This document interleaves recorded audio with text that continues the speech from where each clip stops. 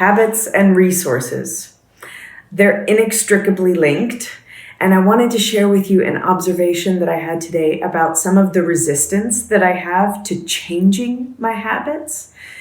But then whenever I think about the long-term gain, how I gave myself an extra boost, extra drive to make those changes from habits that aren't serving me so well to habits that actually feed me energy. So if we think about our resources like a jar that has a certain amount of coins in it, and every morning the amount of coins or resources that we have is based on the food we've been eating, the amount of exercise and activity and movement, the amount of stress that we have, all of these different things, how well we slept the night before. All of these things feed into the amount of resources that we have for each day. Now, what I recognized was that I had certain habits that essentially right from the start were taking some of those resources and throwing them straight out the window. One of these was having a phone next to my bed.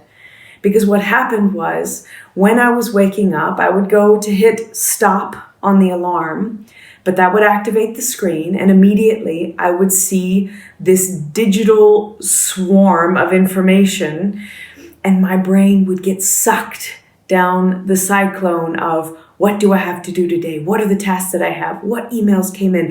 Why is that person emailing me? Right?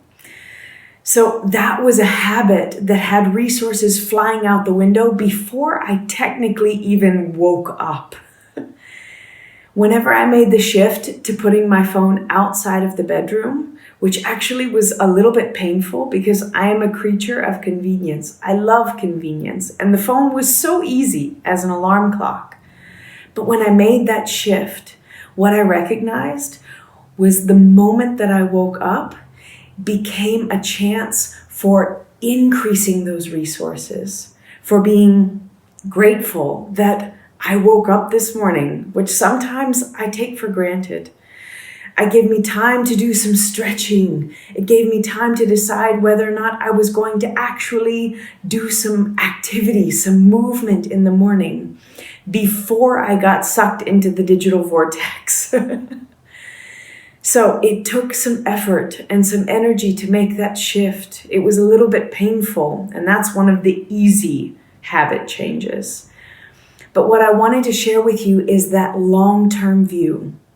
That yes, to make that bridge, that shift between the old habit and the consciously created one might actually take some extra energy, but the reward is so worth it. Because once you make that shift, not only does that habit start to happen automatically, so you don't have to put in the extra energy, but when it's one that actually works for you, it feeds resources back into that jar that then we can put into things that we truly want, into meaningful action, into meaningful movement, and into creative expression that actually feeds our vitality.